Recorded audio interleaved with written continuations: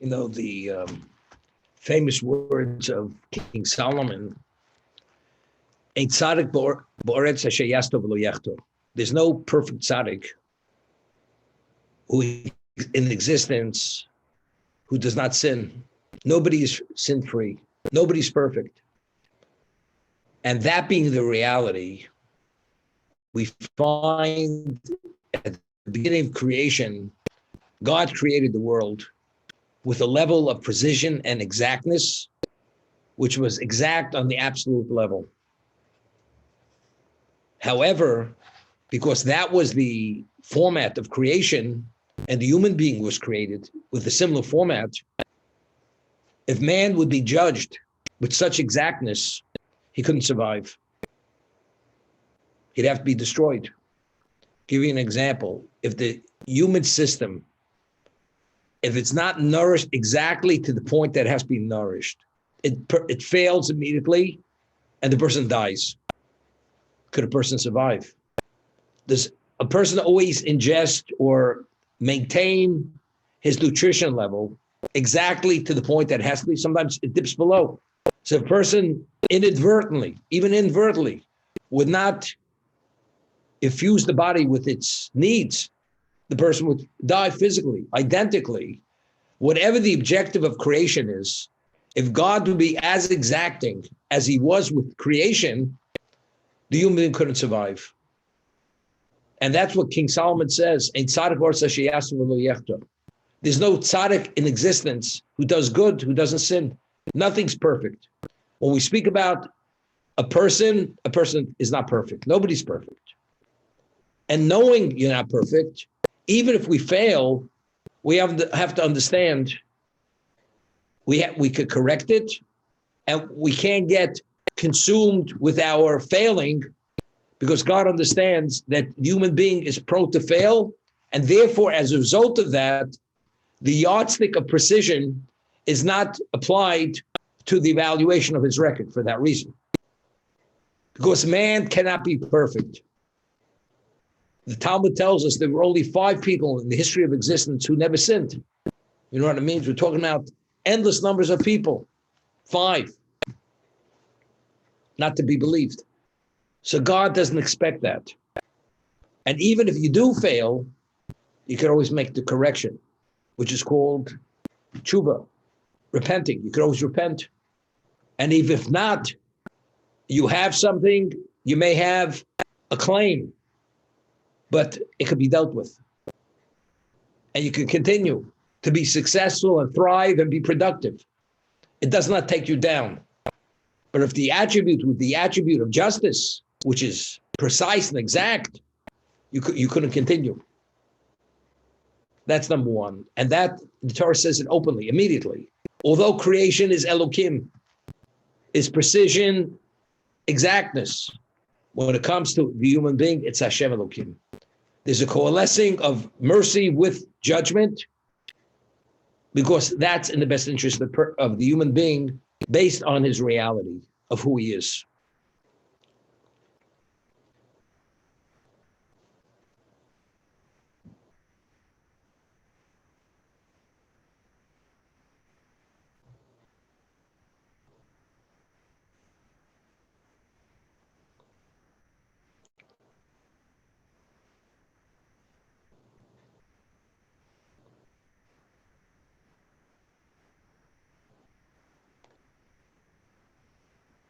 We read about Avram's realization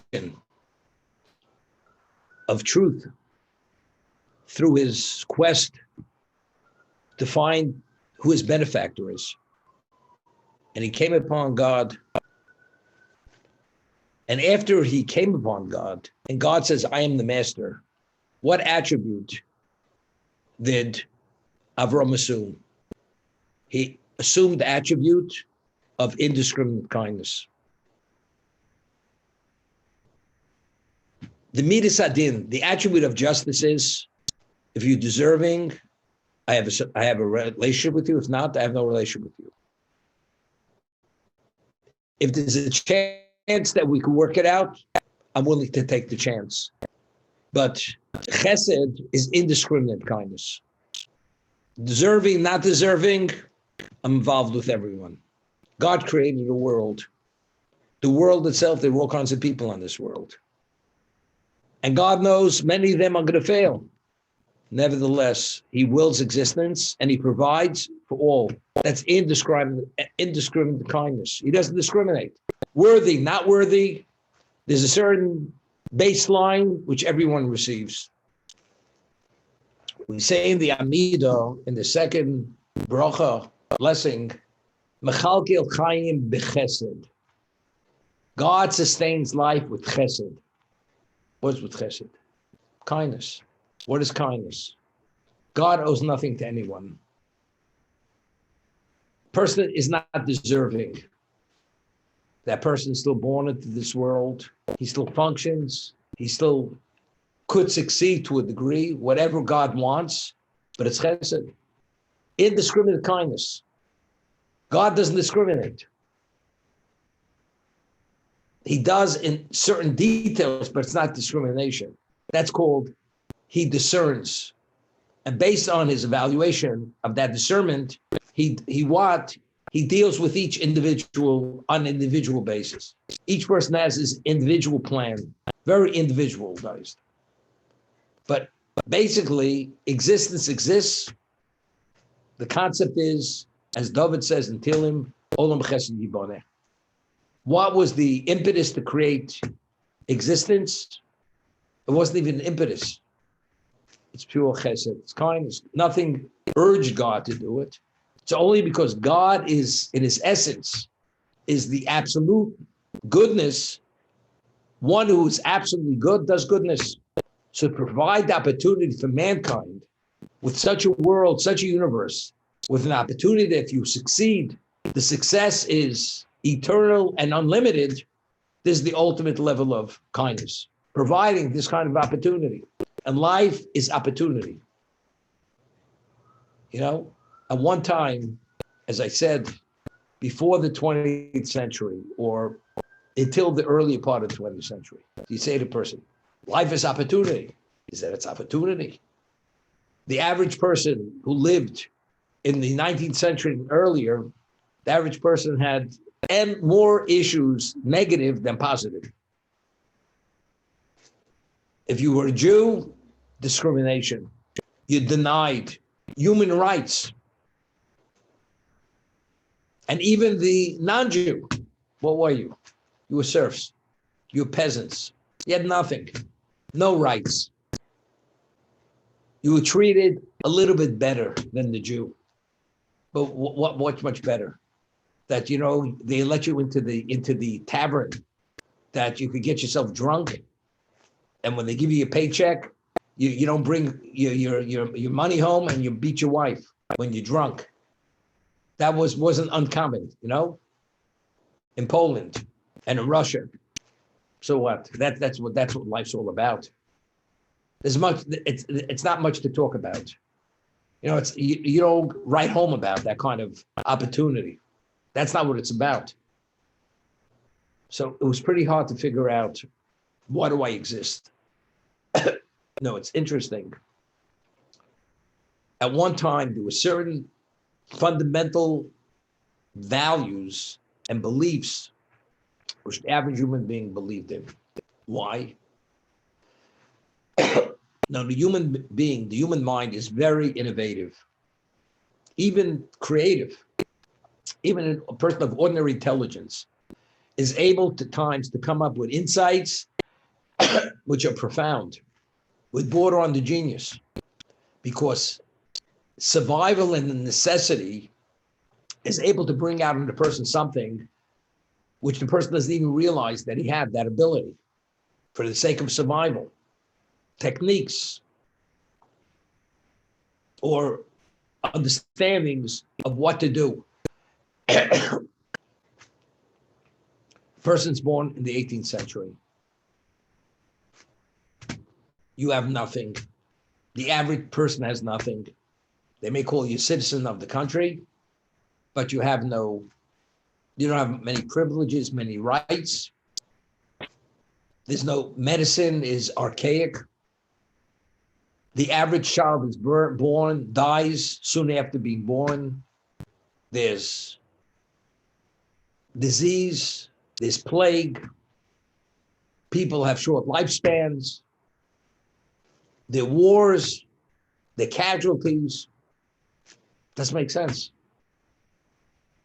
Life doesn't make sense. So how do you make sense out of something that makes no sense? You have to come up with an understanding. What's the understanding? The understanding is there is a creator. Of course, there's such a world. It didn't come about by itself. There is a creator. And he's putting our feet to the fire that despite all the levels of deprivation, are you going to still toe the rope? Are you still going to be committed? Despite that, and I succeed, despite that, then you've succeeded. Then you won the game. Then you're on top of your game. Because otherwise, you know what you do? What's the alternative to that? You know what the alternative is? Dig a hole and bury yourself. That's the alternative. Survival forces this reality of truth. And because the average person experienced this reality, the alternative was much of an alternative. Because it doesn't pay to live, if that's what it's about. We have to extract from it's almost like an ex nihilo. We have to extract from this overwhelming question, what is the light at the end of the tunnel? What is it? This is the only answer. There's no other answer. Despite that, I believe. Despite the deprivation, despite the pain, despite the upheavals, I still believe. What about all of a sudden? We have a modernization of society. And you're able to live, and we gradually inch ourselves up that totem pole, economically, freedom-wise, less discrimination, less anti-Semitism, more opportunity. Now, you know something? There's no question. The question is much less of a question. Education, free education. The land of the free, affluence, abundance, bounty, blessing. It makes sense. Healthy environment. You know something? What do you have to believe in God? I can make sense out of life. You know what it's all about? Live high on the hog. That's that. Why am I forced to accept a master that I'm committed and subordinated to his will? I could be free and clear. The world is just to take hold of and enjoy. Why not enjoy it? What do you need all this religion? It's not a necessity. We're no longer living in a state of survival. So because there are other alternatives, the alternative wasn't an acceptable alternative. Because I said, if that's the alternative, that you can't make reason or rhyme out of it, dig a hole and bury yourself. The answer is, there must be a God, and God is testing me, and if I meet the challenge, then I've succeeded. But today, no. I could have a home, even own the home. And even I rent it, I could have safety. There's society. And if I'm below a certain economic level, I don't even have to pay taxes. Not only don't I have to pay taxes, the government underwrites my existence. There used to be an expression in the 50s, from cradle to grave. The government takes care from cradle to grave. Pleasure. And even if you go to prison, the prisons, air-conditioned, TVs, gyms, quality food. And if you have a complaint, they sent out around the questionnaire, you can even lodge a complaint. And they'll even compensate you. And if you write a book in prison, you even get the royalties of the book. And they'll even send the publisher into the prison to interview you. And they'll even send you a stenographer to write shorthand so you could even quote, to get a biographer. Why believe in God? This all makes good sense.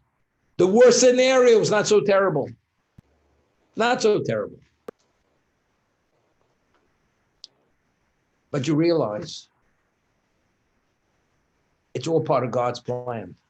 Why at one time did God create a society where there was a level of deprivation, a lack of freedom, lack of amenity, where the person was almost forced to come up that there must be a higher power up to a certain point, and that's when monarchy was in effect. Most monarchies were abolished, and even England has a monarchy. It's only purely of something which is a title, a titular head, which has no actually viable meaning, other than people should pride themselves that they have royalty. But basically, it's a democracy. So if that's the case, and the more we're free, the less we believe. At one time, at least when we grew up, a civilized person, even though he wasn't that educated, he believed in a higher being. He believed in God. The average person believed in God. If you remember in the 50s, maybe even the early 60s, school buses, they had a picture on the side of the school bus of a family praying at a pew. Pray with the family. You know, and that's what it was. That was the profile of a family, of a wholesome family. You know, the milk had whole milk, red meat, bacon, and eggs. That was the picture on the side of the milk container. And on the school bus, people with their heads bowed in a pew, the father, mother, and 2 or 3 children. That was the picture. And that was the American family. That's wholesomeness. You believe. If you don't believe, you know something. You had to be from some kind of bohemian society.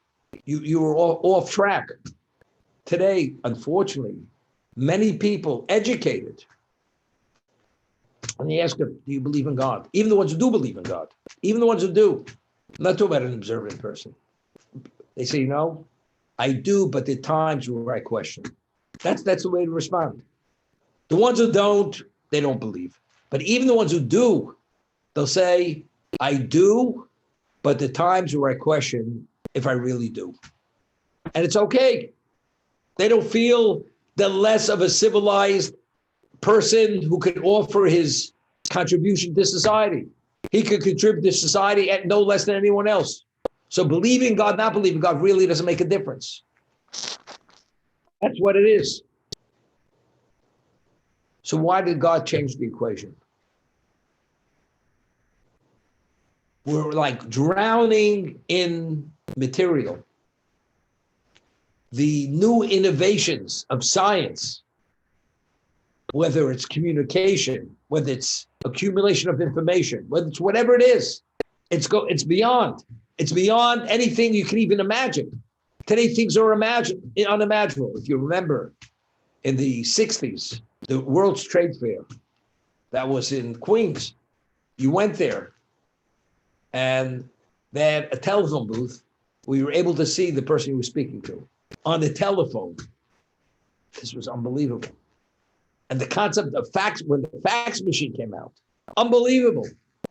You could fax a document electronically to wherever it go.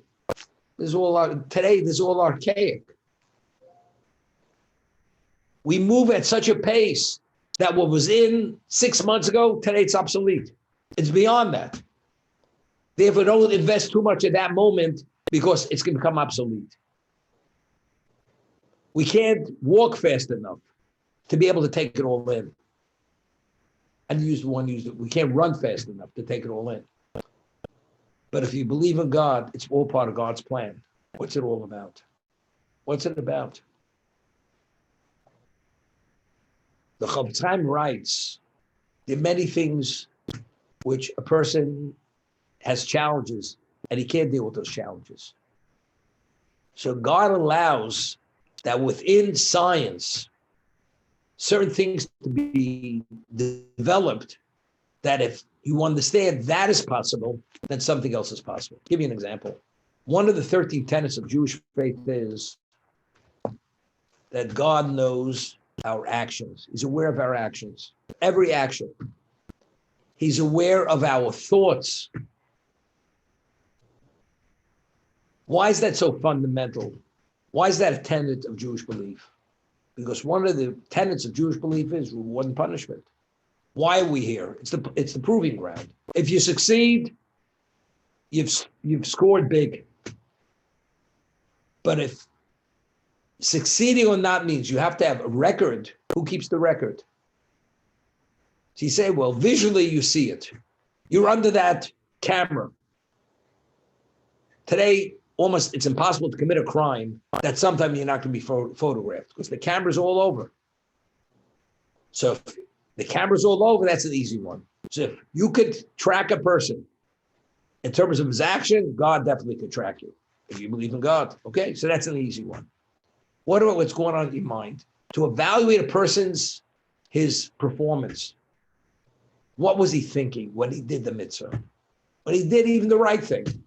Did he do it for humanitarian reasons? Did he do it for self-interest because he only wanted to ingratiate himself with that person and it was only manipulation? That's why he did it. Did he do it selflessly? Did he do it reverence? All these various details of evaluating the action, that will determine how deserving that person is. Because the greater the quality, the more worthy that person is. So if God doesn't know your intent, how is he supposed to make that evaluation?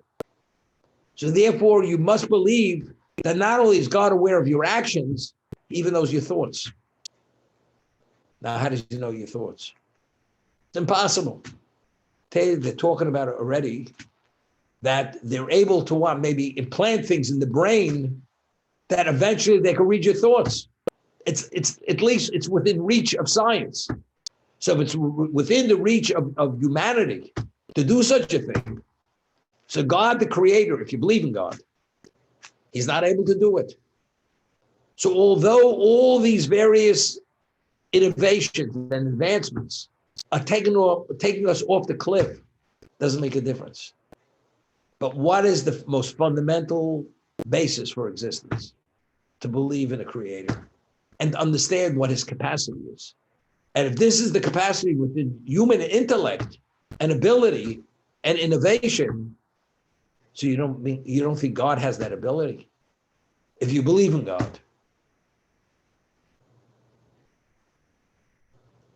You know, the Talmud tells us that any medication you take, at one time, most medicinal remedies were foods or liquids. It says like certain foods are good for the teeth, but it's detrimental to the digestive system. Or it can be good for the digestive system. So there's no remedy which doesn't have a negative side to it. It has a positive and negative. The only healing remedy, which is totally good, which has no side effect, is the study of Torah.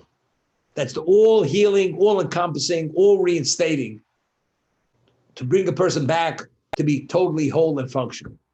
That's what it is, only the Torah. Other things not.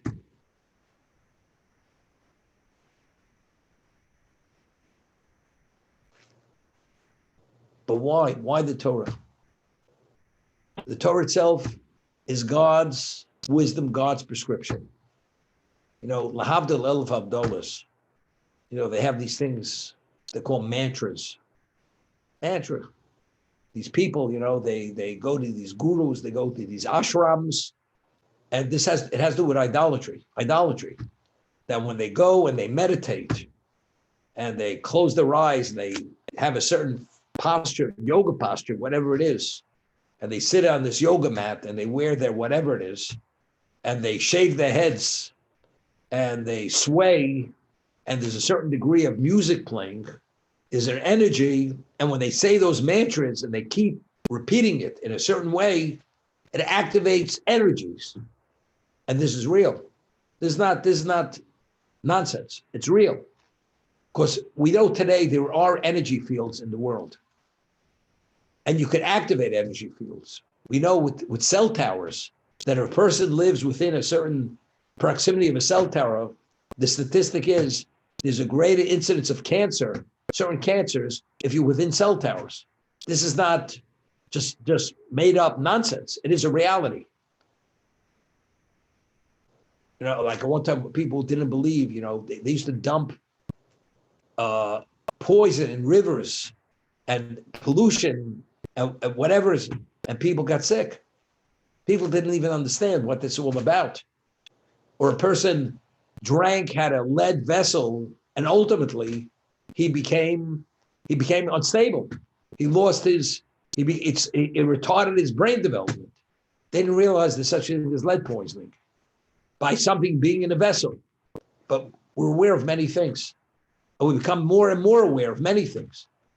So if the mantra and the pagan, which gets paganism, could activate and controls many things, lahavdil elef havdolos, to differentiate between holy endless times over and unholy, when you say certain words, you say the unpronounceable name of God as it should be pronounced. What energies do you activate? You're declaring, saying the name of the Creator, the holiest name, in multiple contexts. Or do you study His text, which He is the author of every word and every vowel with an intent?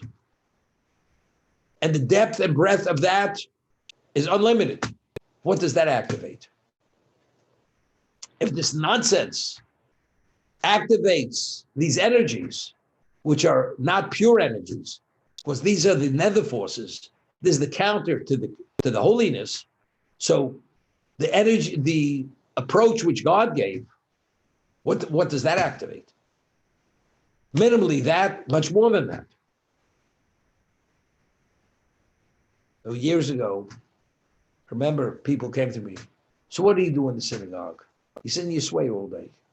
Bunch of old men swaying over books. They're smelling the tobacco, the snuff. They're pushing it up their nose like the dentist fills a cavity, with the amalgam. He pushes it in. That's where these old men, they put the snuff up their noses. A bunch of old men, you don't have to go into a coal mine to get black lung. You stay in these places, they haven't dusted in past 60 years, you get dust lung, whatever you get over there. Today, understand what it's about. It's swaying. When you're swaying the ashram, this is the ultimate. When you're swaying the synagogue, this is archaic behavior. What are they swaying about? Again, but there are enough takeaways in this existence that you just can't dismiss it. It's nonsense.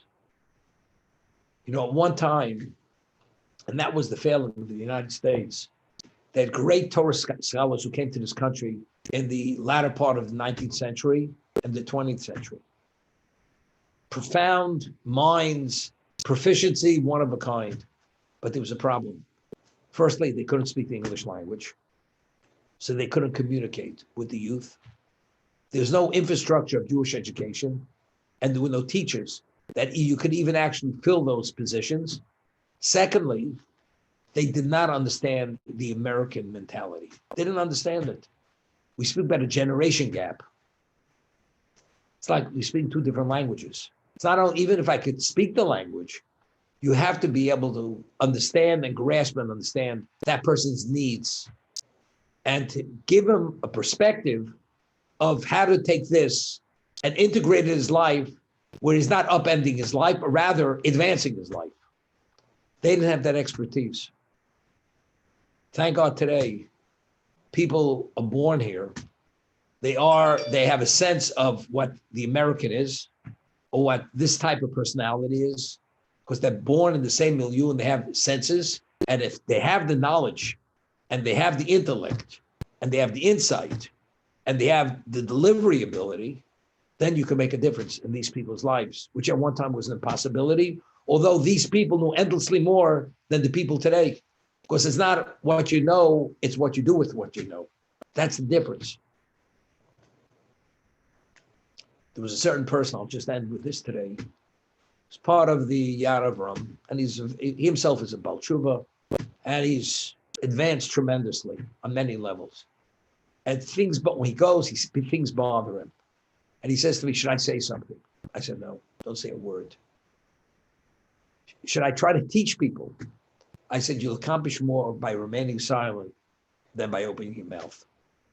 The Talmud says, as there's a mitzvah to say what you're supposed to say, there's a mitzvah to remain silent and not to say what you should not say.